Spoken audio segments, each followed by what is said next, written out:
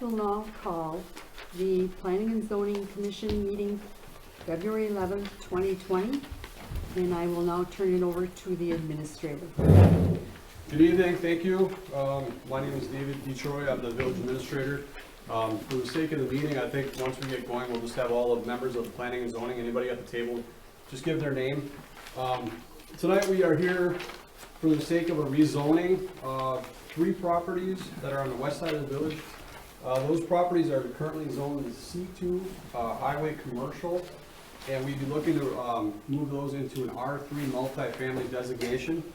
And that's for the purpose of a multifamily development by the S.C. Swiderski Group LLC, based out of Mosinee, Wisconsin. Scott and Nathaniel are here tonight to give a presentation. At that point, then we'll turn it over to first public comment. If anybody's here to have a public comment, and then we'll let members of the Planning and Zoning Board ask questions to the development, okay? Very informal process. I think we could stop at any time if something pops up immediately. If you have a question, just raise your hand and try to address it. So they have about a 15-minute presentation. I think we'll go from there. You want to just tell them who you are? Sure. I'm Dave Moll. I'm a member of the zoning committee. Don Banker, also on the committee. Roger Rutsell on the committee. Mike Belisle on the committee. Jeannie Belisle, village president. Julie Arndt Vanden Heuvel on the village board and on the committee. Barry Huff, from Planning and Zoning Committee. Rick Grunwald, Planning and Zoning. Bob Sorensen, village attorney.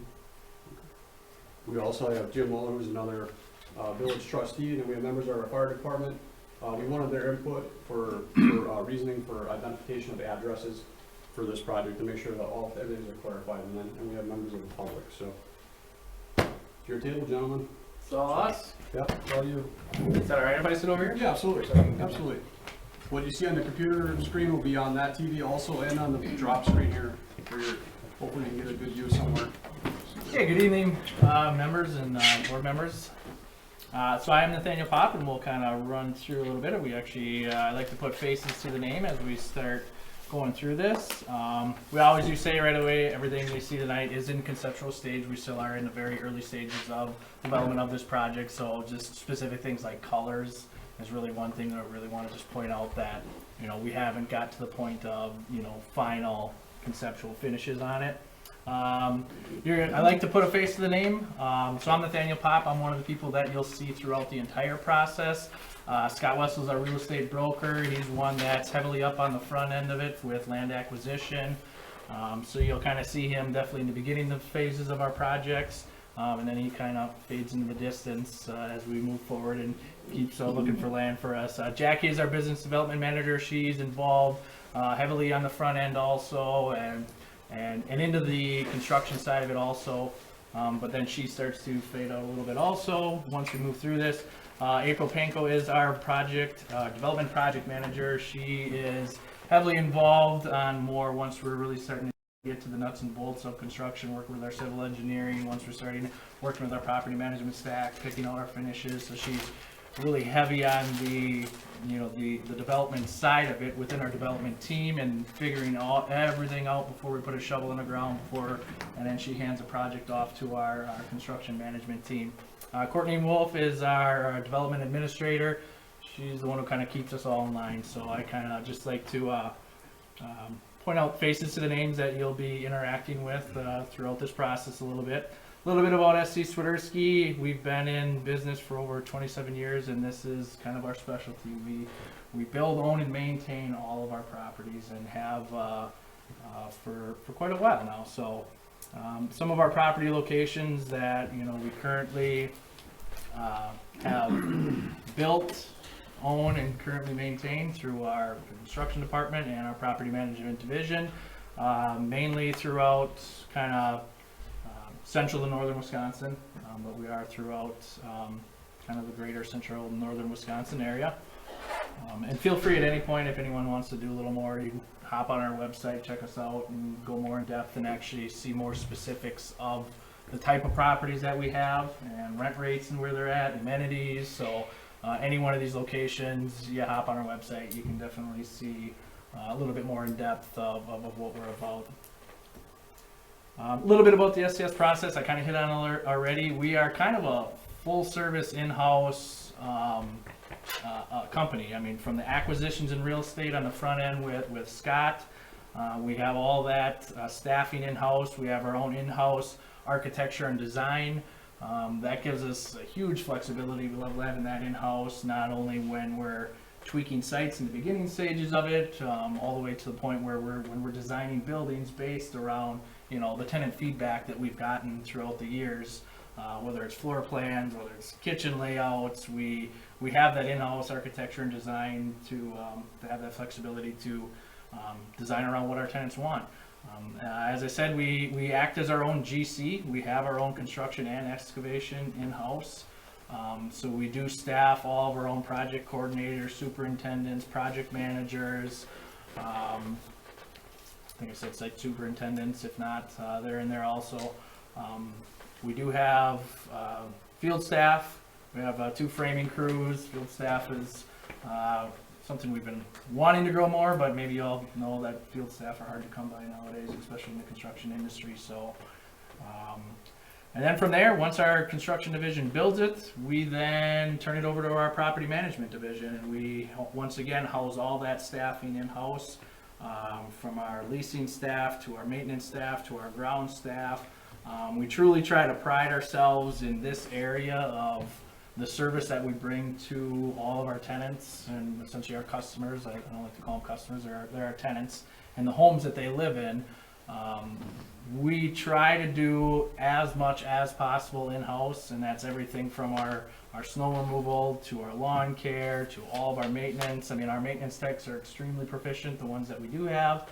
I mean, everything from our plumbing and HVAC issues to drywall. I mean, they're truly our jack of all trades. So we try to house as much as possible in-house because we have control over it. When we're able to do that, we get to control the service versus if we have to, subcontract anything else. We truly try to pride ourselves on keeping as much as we can in-house in our property management division. And I guess that's the next one, our dedicated maintenance team, and end result, we have happy customers. This kind of hits on what I talked about a little bit, just what we have in-house, our leasing, maintenance, painting, cleaning staff. I guess I forgot our painters and cleaners we have on staff that we do for our turnovers. One of the things we pride ourselves on is a fast turnover, but with fast, we have quality with that, and we're able to accomplish fast because we have our maintenance techs on staff, painting, cleaning staffs. We're able to turn a unit, much faster than industry standards. So, snow removal, landscaping, groundskeeping, lawn care, all things that we do in house. Here's a little aerial map of the properties that we are discussing tonight with the stars, or where they are located. And feel free at any point if anyone wants to jump in and stop me as I'm going through and ask me a specific question. I'm more than willing. You want to jump into slideshow mode there? Image will get bigger. Oh, you bet. Give it a lead here. Do a little screen there, just down this guy in the corner? Yep, go left. No, go left. Left of the slider right there. There we go. So that works for you. It's probably adjusting to the... Oh, yeah.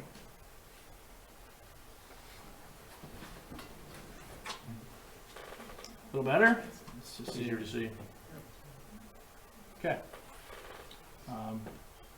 So yeah, anyone else feel free to just jump in and ask me questions if you want me to stop. So this is the properties we're talking about tonight.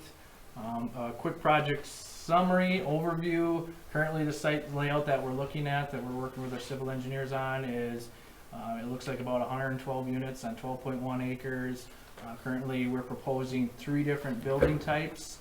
I don't want to confuse you, but we always name all of our buildings, so I'll be referring to the Ashton, the Huntington, and the Fulton tonight. But we do have 1 20-unit Ashton, 1 4 8-unit Huntington, and then 3 20-unit Fultons, as we call them. Current preliminary site plan, as we're working with our civil engineer. I know one of the topics was as far as access to onto the state highway. Once we once we know more on that from our civil engineers, we'll definitely, obviously, we work hand in hand and close with all municipalities throughout the process as we move through it. So preliminary site plan, what we're looking at. So the Ashton, and even just to circle back, maybe I'll just focus on that a little bit just to kind of keep the names in mind. So you got the Huntingtons, the 4 up top, Huntingtons, you have the 1 Ashton, and then the 3 Fultons. So as we kind of go through the conceptuals, if you can, and if you need me to go back, I can visualize where they pop up on the site. So our Ashton 20 units, 2 beds, 2 baths, 2 per unit, and these are all attached garages on this building. 1-car attached garages. Here's a conceptual rendering of what it looks like. This is actually a new building we designed, and we're actually constructing this right now in Plover, right next to an existing development. So if any of you happen to be in the Plover area, heading towards Rapids, that's right off the highway there, and you can see it in real time going up. So kind of a townhome type of look, feel to it is what we were going for with it. So Ashton Lower, the lower is 927 square feet. It's 2 bed, 2 bath on the lower. If you want me to stay on it a little longer or not, or we can always circle back to on floor plans. I know sometimes.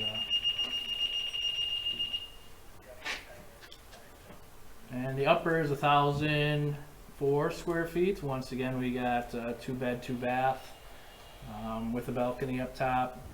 As you enter the garage, you have to go up the stairwell for our uppers. So then we move on to our Huntington 8-unit building. 4 units have 2 bedrooms, 1 bath, and the other 4 units have 2 bedroom, 1 bath, and 1.5 bath with attached garages once again in this building. Here's a visual from the front of the,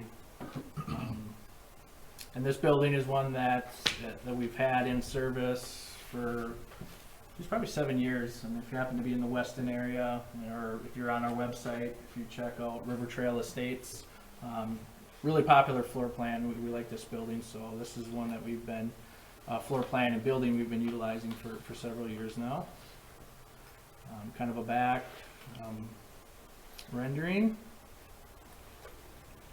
So there's several different floor plans in our Huntington. So the upper unit, 1-car garage, 1,065 square feet. This one is the 2 bed, 1 bath on the upper unit with attached garage. The Huntington split unit, these are ones that we actually call up downs. So actually it's the 1 unit, but your floor plan is actually partial of it is on the ground floor, and then partial is on the upper level. So on your ground floor you have your kitchen, your living room, and then on your upper floor you have the 2 beds, 1 bath, exposed laundry area. And then with the deck out the back. So that's 1,197 square feet on this floor plan. This is our Huntington split unit. Actually one of my more favorite one. It's actually the up down. The reason I actually like it is it's a little bit unique. In the upper, I call it the Jack and Jill bathroom. But you'll actually see on the floor plan on the upper, you have the split vanities where you have your vanity and your toilet, and then the actually middle you kind of share where the shower is. So I call it the Jack and Jill bathroom. But once again, this is an up down, and this is one that comes with the 2-car garage, so a little bit more square footage and more premium being that it has a 2-stall garage. Fulton 20 unit. These are all 1 bed, 1 bath in the middle units, 2 bedroom, and then the 1 bath corner units, and these all have our detached garages. Conceptual rendering here of the building, front and rear. Then we'll jump into some floor plans here. Our Fulton upper is 900 square feet. So Fulton is that little bit of a lower price point, more of an efficiency style built building. But this is our 2 bed, 1 bath.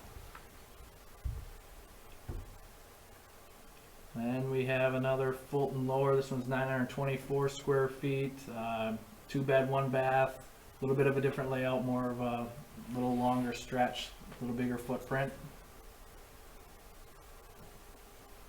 And there's a Fulton Lower. This is one of the smaller efficiency units at 720 square feet. And that is just our 1 bedroom, 1 bath, full laundry room, walk-in closet. It's actually a pretty decent sized footprint for a 1 bed. Once again on the lower, 720 square foot, 1 bed, 1 bath.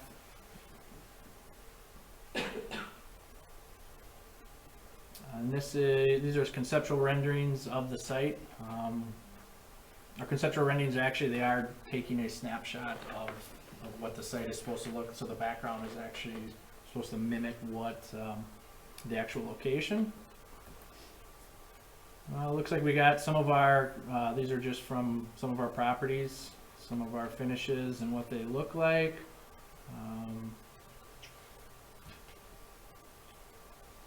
For reference, and once again, you feel free to dive in more on our website. We have lots and lots of pictures, and then we always like to end with, we always want to say, we always want to be a part of the community that we're working in. No matter from the beginning phases of when we're working with local subcontractors, local lenders, we kind of thrive on being part of the community. I always want to be part of the community. I mean, one of the big things, we've been running a $2.99 security deposit, but we'll only give you that if you donate gifts for school. Like we'll run that every once in a while, but you have to donate a gift that we then turn around and give to a local charity. We do have an in-house, we call it our CAST team, that's Community Action Service, that we like that our employees, it's actually a volunteer thing that our employees started themselves, that throughout the year we usually just raise money through food. We're just having a bake sale this Friday for Valentine's Day, and then the proceeds that we get from that, the CAST team will then choose a local charity of their choice to give back.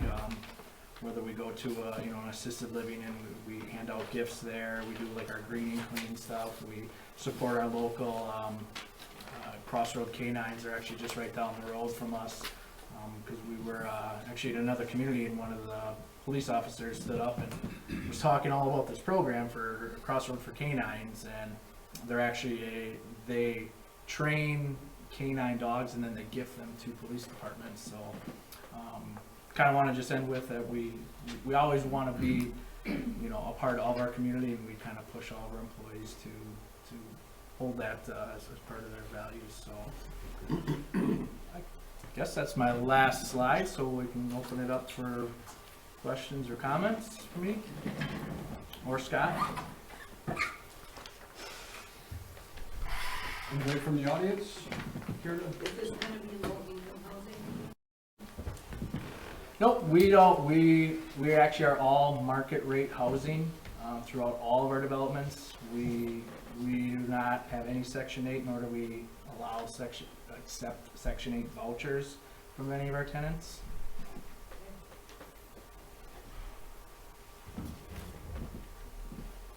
I have some questions. Have that? Okay, so, I have a couple of questions here. So, I'm wondering if you have, so you said you don't do Section 8, but, have you ever sold any of your properties after you developed them? Or do you still have every property that you purchased?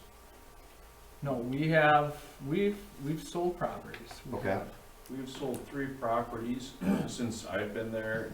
Our game plan is, at some point, we do want to sell some properties eventually, but we're building these to run ourselves.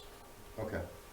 All right, well, that's one. The community has a bit of a sour taste from our current development not current, but the last development that went in, so.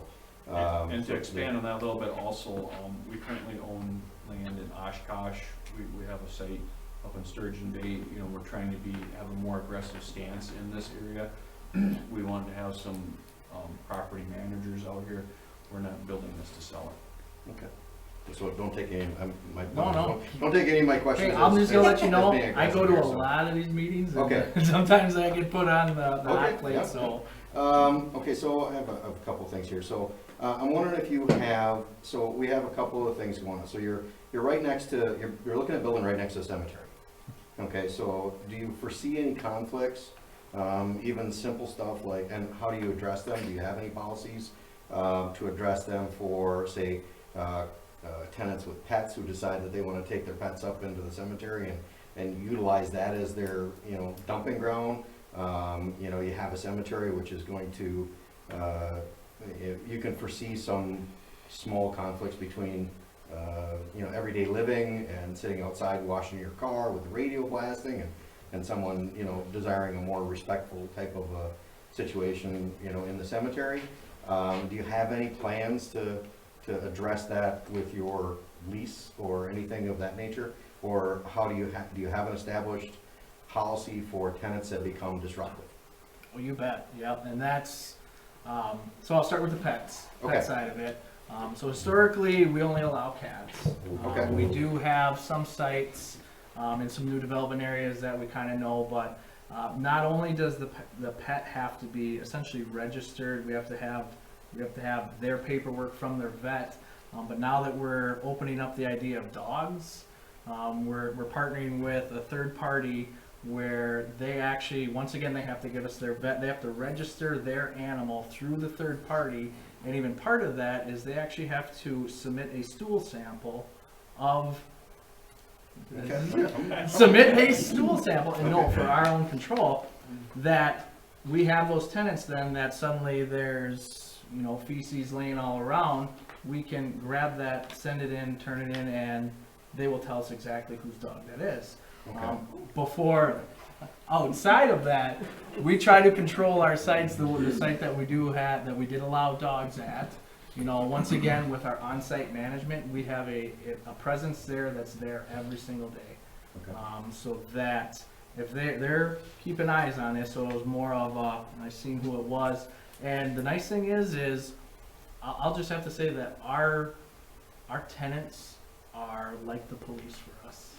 In so many aspects, not just with dogs, but when you have the people playing their music loud or being disruptive, their eyes, and these are more high-end market rate that, if it's your neighbor causing a ruckus, they let us know about it. And we, because of how our lease is written, and feel free to look into all the rules and that, we have more control over our tenants than your local resident does, because we have all these rules and regulations written in of, how late you can be playing loud music, and if you're not, and if you're out there playing loud music past 10 o'clock, well, if you continue it, I can serve you a 5-day notice, and if you still continue to do that, I can, legally evict you at that point. So we try to maintain, we want to maintain our area that we keep everyone happy. So essentially every single unit we have, it's like we have eyes on the ground that they keep us very, not only are we there and on a consistent basis, but our tenants keep us informed too. I don't want to call them tattletales because it's a good thing, but no, they let us know. So we do have, we run a pretty tight ship when it comes to, our properties, and even just the aesthetics and the looks of them. If someone's, defiling them with their dog or with their cat, we don't want that either. That costs us money. Okay. And I have one more, actually two. One is I'm wondering, like I said earlier, I'm one of the board trustees.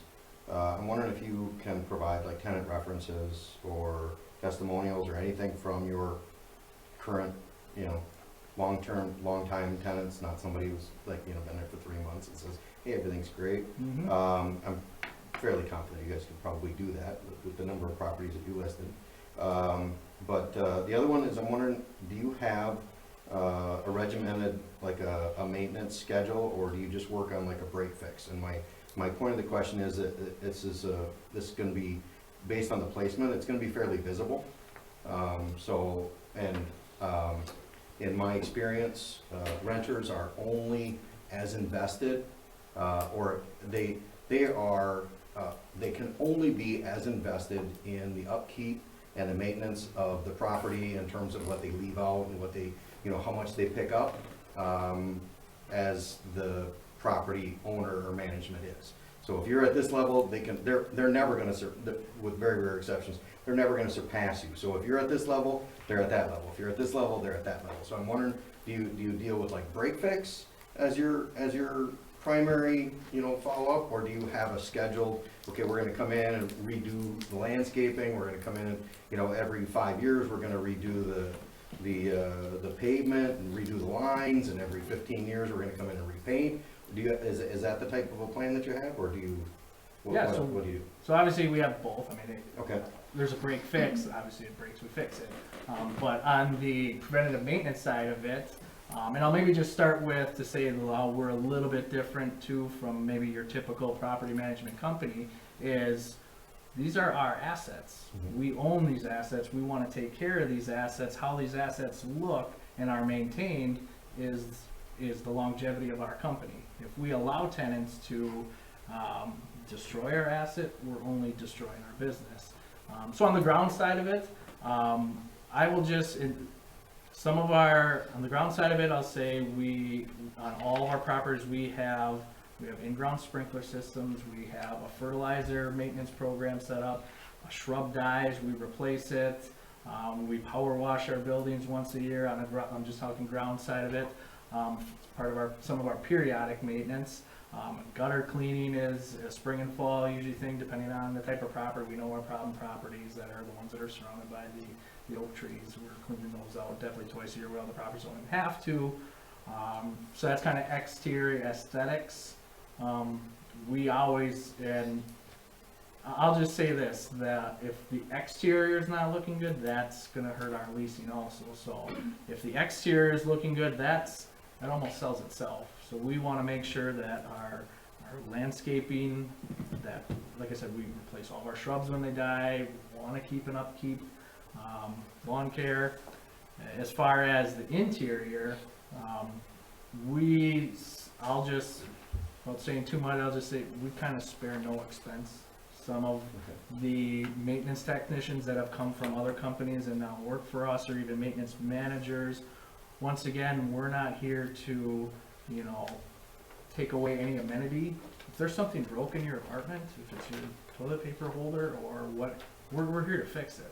And we want to maintain our asset once again. So we honestly don't even put budgets in place. I'll just be honest with you, with my maintenance team.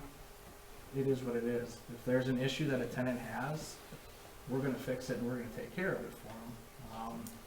Almost to the point where we've, I don't wanna say tenants take advantage, but they know the service that we bring. And there have been some cases where we've had some people almost stay there too long, past, you know, like health standpoint wise, just knowing the amount of service that we bring and can be there. So we've had to have some hard conversations with sons and daughters of, it's time to put mom or dad in a different apartment because we can't be there every day, you know, filling up her water for her and putting it in the refrigerator. You know, there's little things like that. That's not a super common thing, but it's been there. So from a maintenance standpoint, I mean, in painting, if it's damaged, we're gonna fix it, you know. Once again, from a preventative maintenance side of it, I mean, dryer vents we hit twice a year from a maintenance perspective. Weekly, we walk through, if it's not the property manager, it's our maintenance technician. Weekly, we walk through every single boiler room. You know, we're just in there to look, hey, water's not pouring all over, things are working. Monthly, we have to,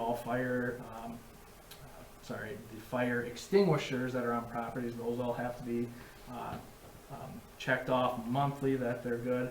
I mean, then yearly that's something that we do have to outsource. Obviously, all of our fire suppression systems have to go through their yearly inspection. So we do take great pride in trying to make sure that our properties are,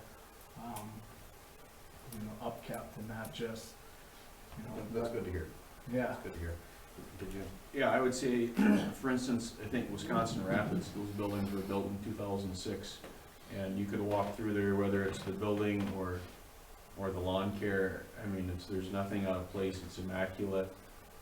You never know if those buildings were built in 2006. I mean, it looks like they were built in, 2016 or 2018. Okay. Yeah, lighting inspections are also, we do our lighting inspections every month. And we actually have to do them during the day, so they're actually on a light sensor, and all the maintenance techs have, made their own little hat or whatever that covers up the photo eye, so all lights goes on, so that we make sure that, we do our lighting inspections actually once a month also on every single property. Okay. I actually have one more question I said I wanted to. The layouts for the different buildings, I noticed you didn't put the whole building layout. Do they have independent entranceways, or is there a common access point to the apartments? Every single one of these buildings are all separate entryways. Okay. Yep, separate entrance direct to the unit. Okay. Oh, can you put the layout back up on the? Like the site plan? Yeah. Yeah, you bet. Thank you.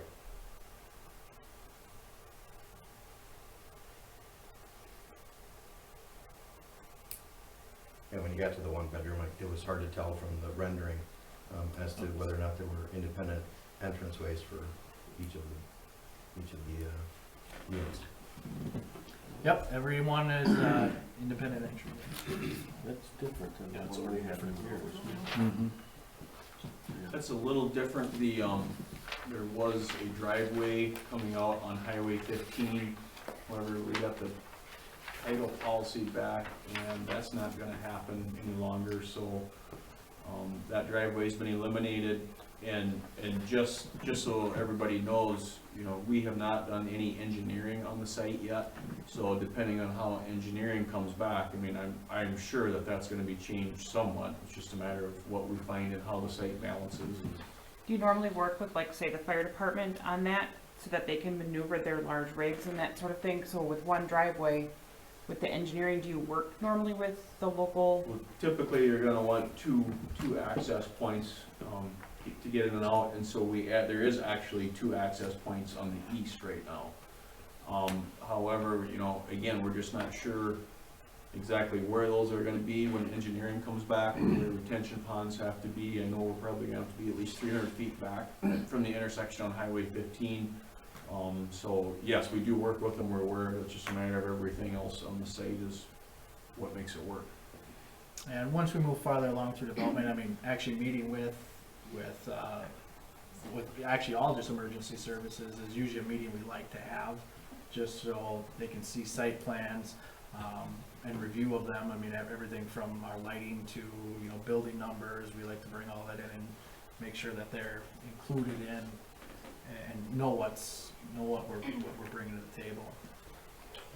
Typically, in a layout of this size, do you put a hydrant inside the complex at all, or is that everything's on the street? Not always, but these are all commercial buildings, so every single one of these buildings does have a fire suppression system in it, so there's actually a hookup on the exterior of every single one of the buildings, so that, there are some developments where, just depending on, I'm not a code reader, but the civil engineers are the ones they'll say like, well, hey, per whatever state code, we do have to have one here, so there are times where we do have a hydrant within some of our developments, but sometimes not. But on every building, there actually is a hookup to city water, with it having a fire suppression system on every building.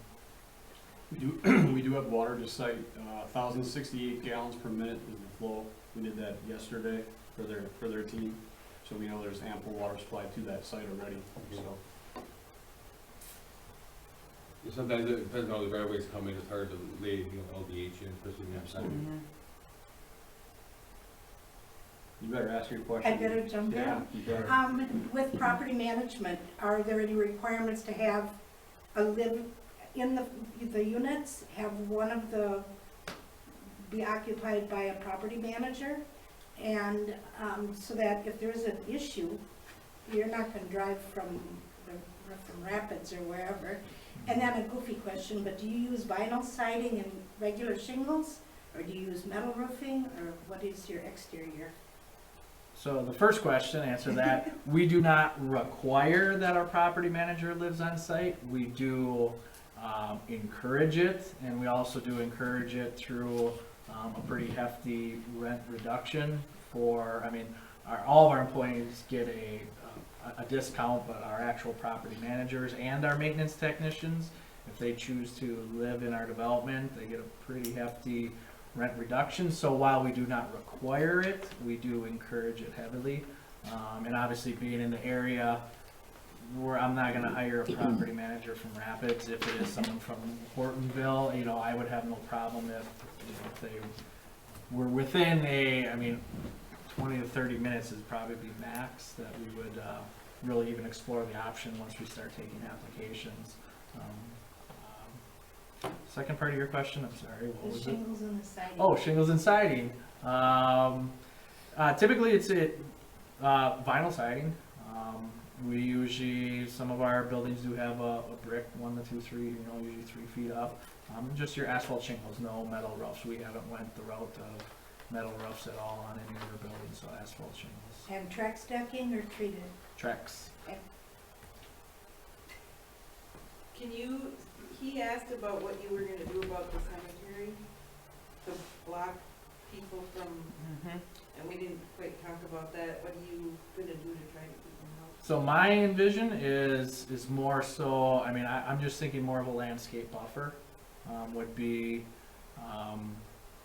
probably my go-to to actually, you know, to put up a fence. You know, my dad always used to say a lock only keeps out an honest person. You know, if you actually have, We got a big cemetery up here, we want to fence around. well, yeah, exactly, and that's just, I think it kind of, maybe my question is, we got lots of eyes on the site, and hey, if we see someone, you know, someone's gonna tell us or notify us, or even people visiting the cemetery, geez, if they start seeing garbage or something along those lines, I mean, alert us to it so that we're aware of it. And even being a site that's next to a cemetery, obviously we want to be respectful of it, so our property manager will know right from the get-go that we need to make sure that we're being respectful of that area. And if we see any of our tenants, you know, meandering over there themselves or with their animals, it's something that we would want to address, and obviously have heightened awareness right out of the gate for it. So outside of a nice landscape buffer and just a lot of eyes on the ground, that's kind of my thought process, how to kind of curb any shenanigans going on there. I'd be kind of curious to see, I think it may have been April or the other gal that was here during that other presentation. So you have kind of a considerable drop off at the back end, at the northwest, I should say more northerly peak of that cemetery. How much excavating, like, okay, so I take the previous development that we've had, we have a, you know, I guess when we approved this, we weren't aware that they were going to be building this enormous, you know, steep hill to build on.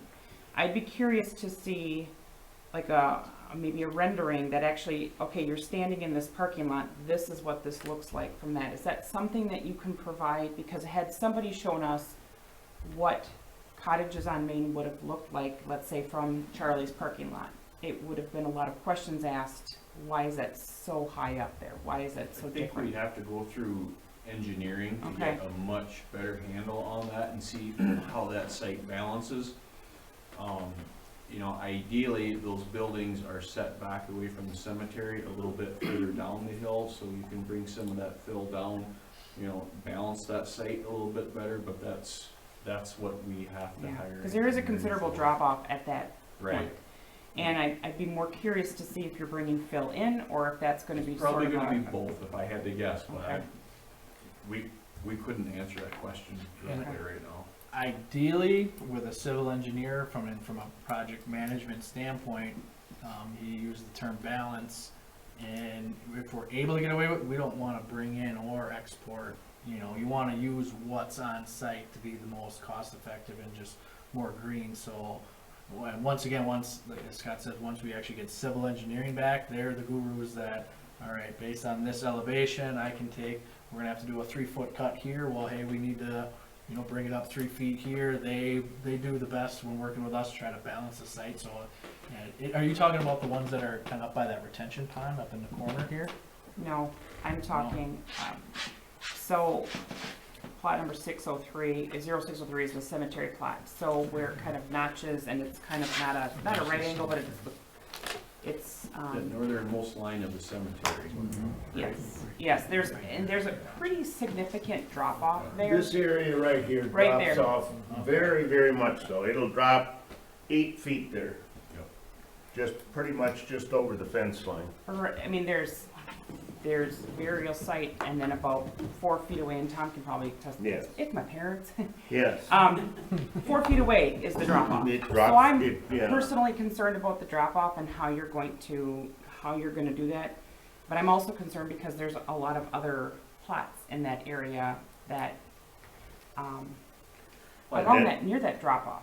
I don't know how That's close the a property large line. sand hill there, and as your concern is, you start disturbing, right now, there's sod in there that's holding everything in place, but you start disturbing that, and if all of a sudden the sand will start to slide down the hill, and that's the concern I have, that is, all of a sudden, are we gonna start losing our base underneath the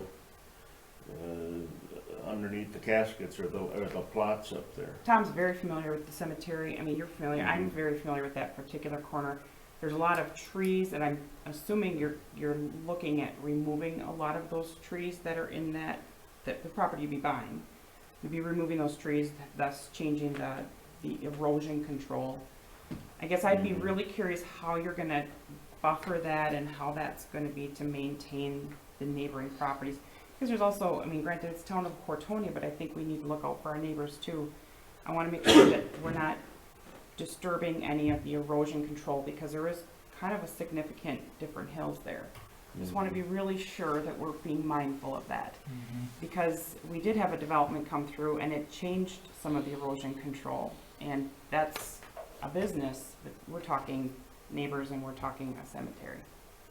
I just want to be sure that we're going into this with our eyes would wide say open. We have something fairly similar to that in Wapaka, where we did have to cut back into a wall and we avoided a retainer wall. But at the same time, I'm not sure if there's a foot or how much, but there's, probably I would describe it as like 6 to 8 inch breaker rock on that slope, and there is not anything that has moved on it ever since that's been built. So exactly how we're going to address that, to start with, those buildings I'm hoping they're far enough away, because that hill does drop off pretty fast, but if not, you're right, that will have to be addressed somehow, Yeah. whether that's a retainer wall, breaker rock, it will have to be addressed. And just to be clear too, the village ended up investing in vegetation for buffer. The buffer, like trees and that sort of thing, to shield from resident R1 to R2. Is that cost at you, or is that going to be something that we would have to, the village is investing in? Is that something you guys are paying for, all of the buffing and? As far as there being a landscape buffer between there and the cemetery? So we aren't investing that, not even the cemetery, I'm talking all the neighboring property. I just want to make sure to know that we're not investing in that buffer zone, so to speak, if that is your cost, not the village's cost. Landscape, correct, that Okay. is on us. And this, I wish I could give you more detail, because and that's one of the things we'll obviously be completely transparent about, once full engineering is done, civil engineering, landscape plan, that will, it's an open book, and there's not gonna be something where behind closed doors, I think just having the visual would have really helped in that previous development, knowing what it would look like topography. I mean, am I correct here, Rick? I mean, Well, this is your backyard. You are, because the previous development it buffers up against the neighborhood I live in. And I wasn't on the board at the time, but the impression that I had from the presentations and the image that was built in my mind is not what we ended up seeing. We could give you those renderings after the engineering is done. That would that's be gonna We help. can't incredible. do it right now. Yep, That would be I understand, that's, and I think Julie's point is that at some point before everything is finalized, we would really like to get a better visual of what it's going to look like, so that that way we can address any remaining concerns.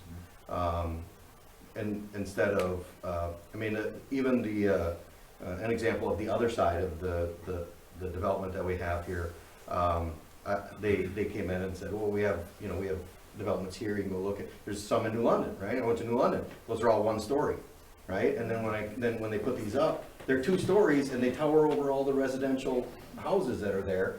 And originally the road was there and then there was a drop off. Well, they built the whole thing up, then they built a 2-story on top of that. So then they tower over everything, I can see them from my house and I'm over I'm like a block and a half away. And I look back and all I see, now the village, we've had to invest money now to, moving forward to put in some additional landscaping. I Yeah. think that's where Julie's question came from, is we planted trees that will take years to fully mature, but they will break up that 2-story. And I think the same thing is somewhat true in asking about, whether you're going to fill in back behind the cemetery, because then you start filling in and then you start building up and you're looking at a cemetery and then you're looking at an apartment building right behind it. And that also comes back to the landscape break in there. So if you don't fill and then you build a building, a lot of it's obscured and that maintains the feel of that area. But if you do build, then you have to put in some sort of a barrier to keep that original type of a small town. We're not building a Chicago high rise here. We want to look nice, and you want to be able to drive past on the highway without saying, okay, cemetery, 2-story building right up against, butted up against it.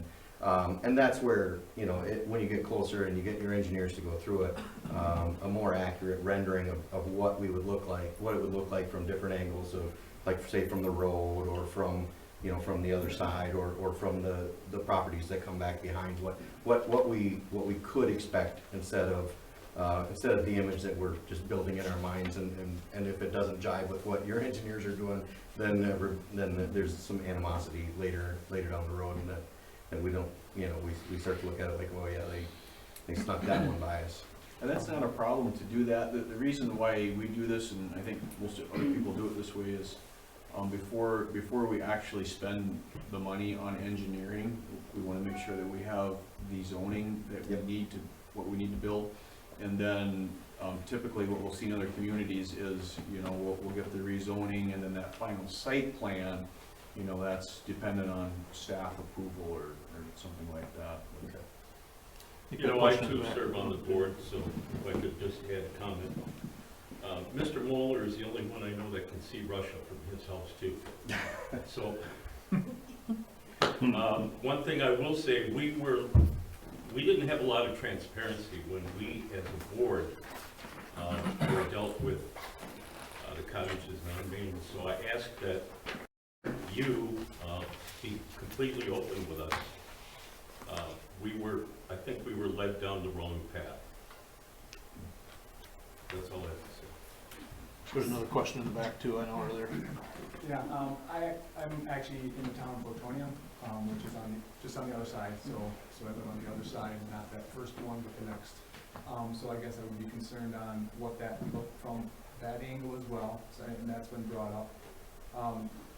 The other piece I guess I have, actually, maybe both sides have to answer this, is, we have apartments here already. Do we know how much of those are filled up, and what the demand is for another location here in Hortonville? And, do we need that much? I mean, are these jobs here, and not that makes much of a difference, but just the fact that, do we need that extra? And I think that we need to look at that on that side too, because the longevity of this property being successful is you need the demand. And does the village feel that, you have that demand? And obviously, if you're picking the site, you must see that there's demand on your side. with some sort of studies that would show that. So I guess that would be a question I would have in general, you know, both sides, you know, the reason for picking this piece, and on the village side, is that demand here that we will be able to build these units, just as a general question. I'm thinking that must have been vetted out earlier. I can start with that. We took a tough email today from a gentleman out of Kenosha who's been trying to relocate here for his family.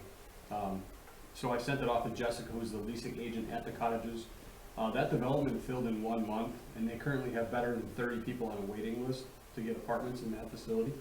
I also answer between 1 to 3 inquiries a week from residents looking to possibly get out of homes and into apartment style living, because they're getting older in age and they're looking to maybe get out of the house, or if they're now widowed, they're singles, that they're looking to transition into an apartment complex for ease of living and mobility, attached garages, and then potentially put their home on the market. So I answer that, like I said, 1 to 3 times a week. Not only that, we're looking at other people from outside the district. There's a lot of growth coming from Greenville, so we've had families also inquiring. That's why this group has also added, potentially could propose 3-bedroom apartments on this site also. So they're not only looking at 1, 2, but also the option for 3-bedroom apartments as well to accommodate families. So there is significant need for the development.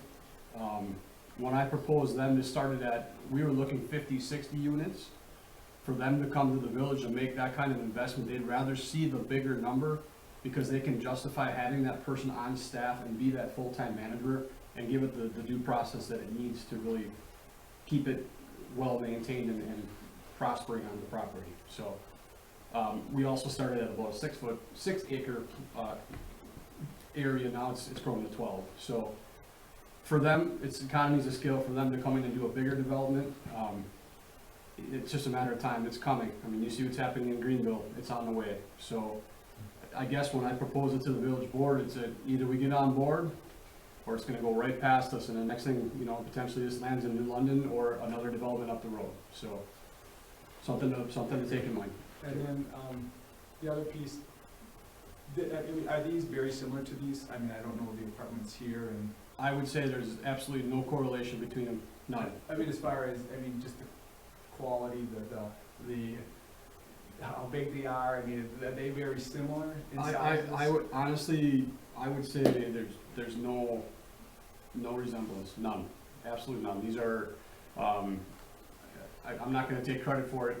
We started with 3 different companies that we called. I actually reached out to Scott with the development to try to fill this property. It was very clear to me that they were the best choice for it, amongst all the others, including the cottages on Main and the Commonwealth who owns them. They are very interested in future developments in the village of Hortonville, and I just did not entertain it. So it was night and day. So you definitely saw the difference in this? Absolutely, versus the yeah. other? One of my assistants in the office too also lived in the Clover development. He said it's by far the best apartments he's ever lived in. He's a younger gentleman, but he lives in the Grand Chute apartments, and he also knows that a lot of people that live in Grand Chute would definitely care to live out here. There's a lot of families that are driving, especially with the highway, they're driving kids into this district because of the school district. There's not a lot of options if you're outside of Hortonville. You know, a lot of people from Greenville come in just specifically for the school district. We don't have much for senior housing either. Not at all. And so and are there designated buildings for senior housing, or don't you go that route? No, we don't exclude any age group, but it's funny to see, and maybe even answer some of your questions too. I mean, you almost see a 50-50 split of what our tenants are. I mean, it's empty nesters, the 55 plus, and then you have, you know, the 22, you know, you got the millennial generation in there. And we do have families too, and we do cater to them in some markets, and we have them, but to speak to you, and maybe I'm a little bit biased, but I mean, multifamily is actually part of a healthy housing market, because as you have, hey, an empty nester move out and move into our apartments, if anyone's in tune to the, you know, residential market right now, there's not a lot of inventory out there. So as as those opportunities open up for an empty nester to move into one of our apartments, it now opens up that residential house, and it's almost, I kind of call it the circle of life. Or as, hey, as our younger generation that are living with us right now, that house that just opened, they might be moving into that house. So multifamily is really part of a kind of a healthy, business or life cycle, as I call it. As long as it's upper scale, that's I think Yeah. your Yeah. concern. And Well, just the other piece on that even, just in general, because there's a horse farm right next there, do you have any issues in the past? Have you had any experience on what people desire with that smell that comes that way, that quite a bit? You were there first. I mean, that is, and they burn there too, they have a burning pit there, that's, when that wind blows, that smoke is, Old hay and straw and all that, and. it's pretty, So- powerful. So I'm just thinking, again, how, longevity of this property, okay, I mean, is it a lot of turnover? Okay, I don't like the smell and this, I'm out of here, can you get another one in, or, I mean, just that longevity of, with that, I mean, I'm not sure, how that, Just to go along with him, I mean, maybe there's a need for these, but is this the right spot in Hortonville? I mean, we have quite a few apartments on the west side. You're saying people coming from Greenville, why not more on this end, on the east side?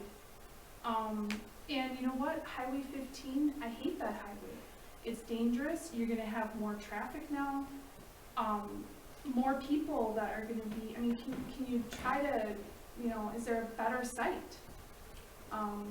That's We the did look at other. a number of different sites, and I just could not find anything that fit the bill. I mean, this one was by far and away the best site of everything that I looked at.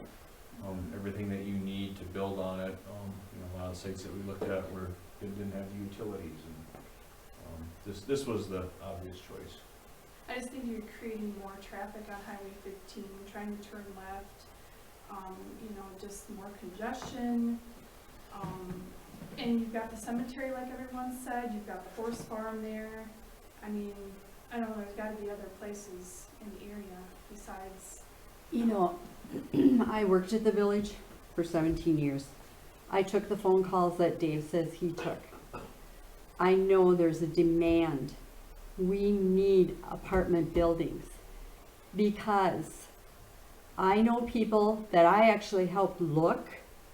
There were waiting lists for all of our apartments on the other end of town. There was a waiting list of a month, 2 months, 3 months, or indefinitely. Well, by then, they've already found another apartment, let's say in Grand Chute or whatever.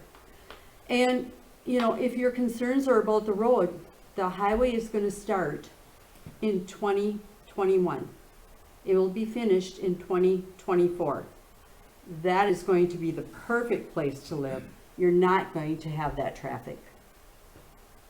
this You're time, still gonna have a lot of congestion though, because they're on the west side coming through Hortonville. I bet you a majority of who's living there, a lot of them will probably be working in the Appleton area, so they're still gonna be coming through Hortonville. You've got a lot of congestion coming through. The bypass isn't coming through that way. You're still gonna have a 2-lane road going through there, so, I don't know. Have you looked at the property just on M, when you get to the top of the hill, there used to be the old AT&T building. It's now like an 8-plex. It's a brick building or a concrete building. Who owns that land just to the south of there? Brian Parker. Who? Brian Parker. Have you looked at that? Because that's off the beaten path. Also, there's no utilities to it. There's been. But they must go up to the old AT&T building. Actually, it's the worst case scenario there, Peter, because it actually comes from across the street on Honeysuckle. It goes underneath M. It feeds to the subdivision over by where Lynn's back road there. That's where we've got all the issues with water, all the leakage and water problems. Not to mention the price of the land is astronomical. Isn't it water too? And he's got, there's some stormwater issues there as well. So, yes, I ma'am. just have one other question as far as, so is the water and sewer coming from Hortonville then, or? Yes, it'd be a municipal connection. And it'd be on full water and sewer. Yes. The stormwater ponds that are, that you see depicted there is for, surface water that would take care of anything from your landscaping, any of your downspouts, and then your parking lots. That's how, it's how you, impervious surfaces. So it would take the water, those are wet ponds, so essentially, but they're made to, over time, they will evaporate into, more likely into it'll more likely go to the east and get into the culvert pipe that would run down the road currently. Down Gibbons Road? Correct. Okay, because with the wet year that we had, I mean, a lot of that water ran north, because that goes Correct. downhill that way. Hence the And there was a lot of ditches issues need to be with- repaired, Yes. yes, absolutely, Is that the pond, up there on the upper left on that? Yes. yes. And that's where it's the highest point, isn't it? Is that?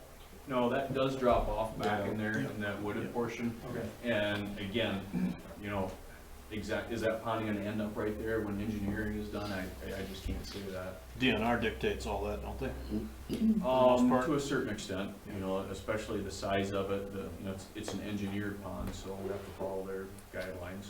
And conservation. So just to be clear, these are currently C2 highway commercial and I2 industrial? Correct. Okay, so they're both, okay.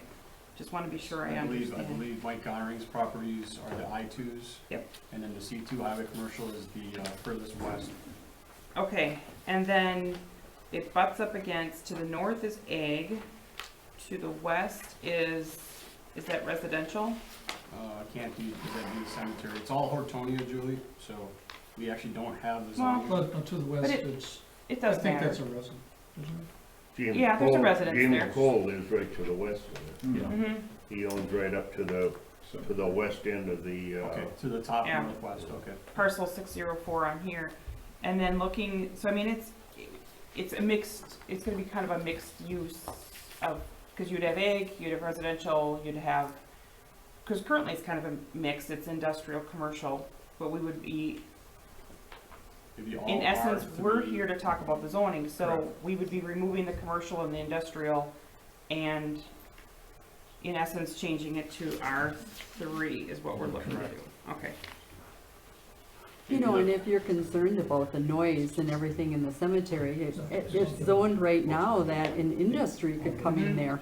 That's what I'm We thinking. would have a lot more noise, That's exactly if what I was you thinking. think about yeah. it, You than could we also- would having apartment buildings. Gas stations, there could be high Yeah, volume there traffic could in be there. numerous things that could go in there. A reason, they put a restaurant up there at one time. Yeah, they are actually going to build a restaurant on part of that So that's what I'm property. thinking is if you had a choice between residential versus industrial or commercial, what's the best use for that particular corner? Yes. And that's We'd be our much better task. off, Yeah, yeah. yeah. So I guess, you know, if I lived like residential to the west of the cemetery, but still west of that, and somebody wanted to put a big industry in there that was constantly truck traffic and everything else and stirring up dust versus a gas station or whatnot, I'd pick an apartment building. Yeah. You know, if I lived right adjacent to that. Dave brought up a really good point also. So the time frame for this development puts us potentially into 2023 for this apartment building to be proposals starting. If the bypass is completed in 2024, some of the statistics you need to know about the bypass. 72% of the traffic going in one direction doesn't stop in Hortonville. 50% of the traffic going into the westerly flow doesn't stop in Hortonville. So you potentially could take 70% of your traffic completely out of the mix by putting it onto that bypass. So that will, in fact, take away a lot of that congestion. So what's also proposed for downtown is to do away with the stop signs, or the stop lights. And you're gonna see more residential type applications of, like, just physically stop signs in the downtown corridor. People are saying, hey, your bypass is gonna kill your little village. I guess the marketing that I've always said is no, it's gonna allow the people that live here to actually enjoy it. I Because agree. they haven't had the opportunity to actually get out of their driveway. Julie lives on, I will be able to get out of my driveway. I'm so excited. so the new traffic that we may create out of this will definitely be understudied of what is gonna be diverted to the bypass. Yes, sir. Yeah, so, you're saying 2023 right now, Nate, right? And that's when you begin, or you'd have the completed, and my other question is there an order of construction there, in your complex? order of construction. So as far as start and finish dates, way too early for me to even, you know, we're just throwing, we're putting fail-safe numbers in there right now. What's your plan? Your current plan? The current plan? Yeah. Well, my current plan is I'd start building tomorrow if I could. But obviously there's state dates out 8 weeks, civil engineering has to be done, honestly, in a realistic time frame. You know, for this to go at as fast as it possibly could, it'd be spring of next year. So that's to get bidding out, to get everything back and truly the time frame. Yeah, we could, if we really wanted to push, it could happen this year, potentially. But we already have other projects slated for starts this year, so at earliest, but I don't want to go on records, you know, putting myself out there, so we want to I'd rather, I don't want to overpromise and underdeliver in any sense, so I'm just a little hesitant on saying actual start date. As far as once again, it's hard for me to say. With this layout, civil engineer gives us, once we have civil engineering back, based on the excavation process, that's. Well, once you build, do you build the whole complex? Or Yeah, that's Oh, yeah, that's yeah. what I was thinking. Oh, It's not- yeah, It's yeah, not yeah. a stage one, No, stage no, no, two, this stage isn't three, like, so- all right, build 2 buildings, let's sit on it for Well, a year. you got Yeah. three No. different types there, and that's my question. Yep. So your plan normally would be to build all of those within one season. So to give you, it depends. We have the ability, it depends on the subcontractor pool that we're gonna pull out of here. You know, I could have a project like this done in 1 year's time if I'm leapfrogging subcontractors and working through the project.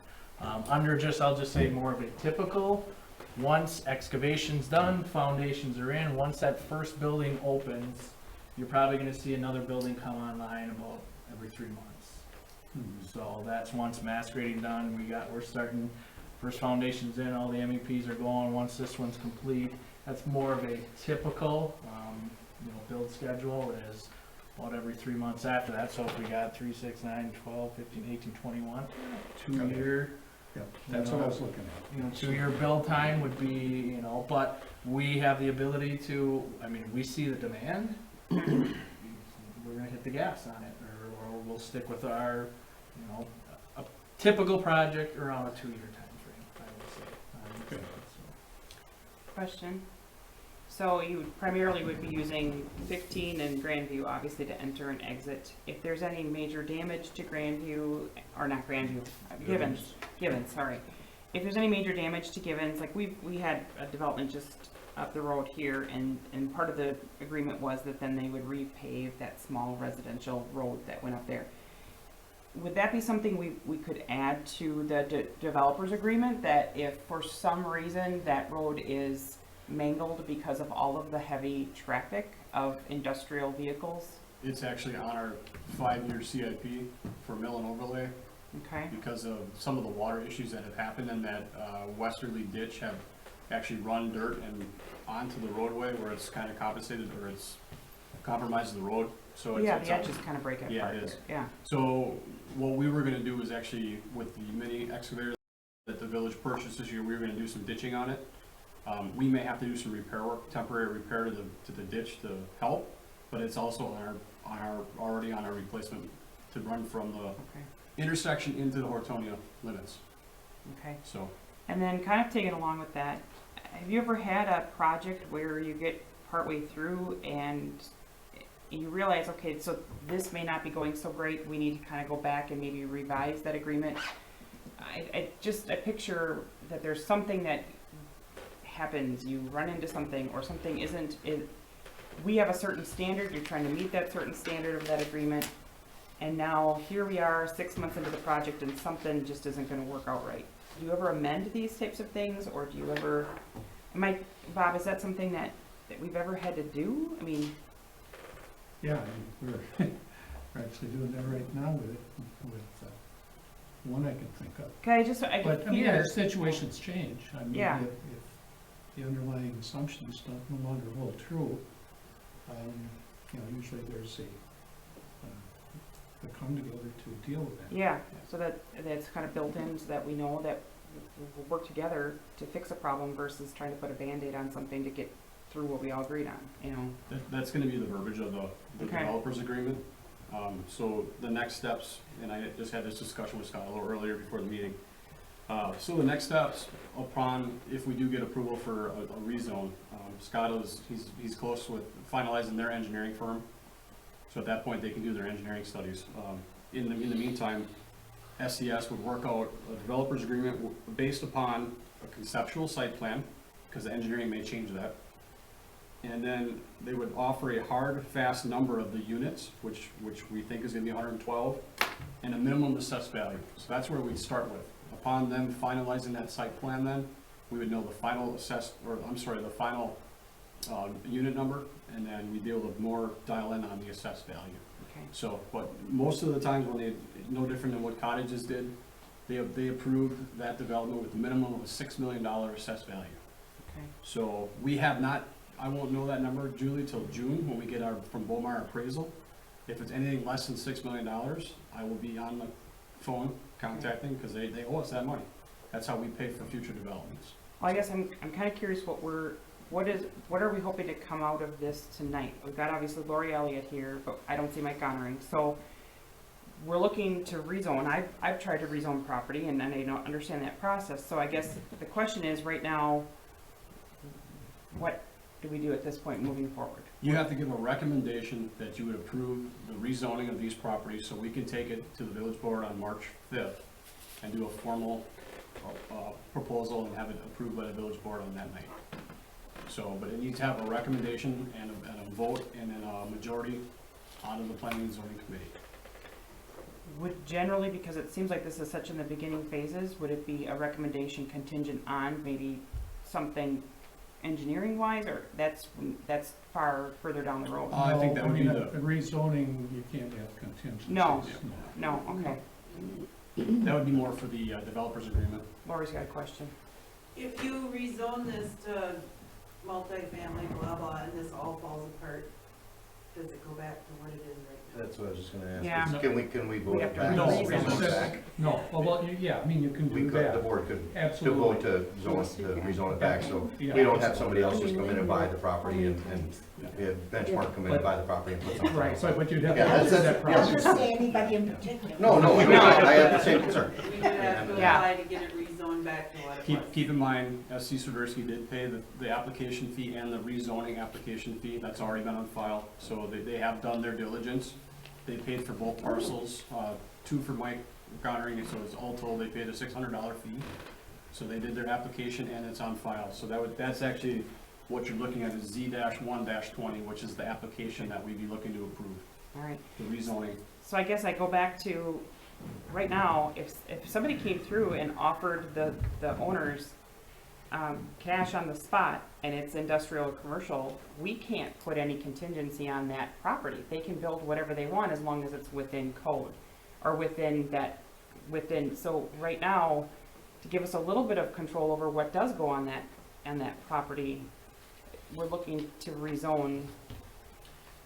Is that my understanding? No, again, the rezoning, you can't have contingencies on that. so- No. But within a development agreement, you can. So if there's a quid pro quo there that, the village is, there would be in this instance. Correct. They would be getting some benefits from the village in their development, which then allows there to be that agreement of binding effect on what goes in there. Okay. Okay? But you're right, if, right now, if somebody just meets the zoning that's there, they can build, and as long as they don't want anything from the village in services, we have no way of invoking any restrictions. So is this also, this is part of TID 4, correct? Correct. So this is part of TID 4. So when you're talking about those incentives, are you talking those TID incentives with this, or is this? Correct. Yeah, We can only control that if they come for assistance, okay, where we could say yay or nay to a project.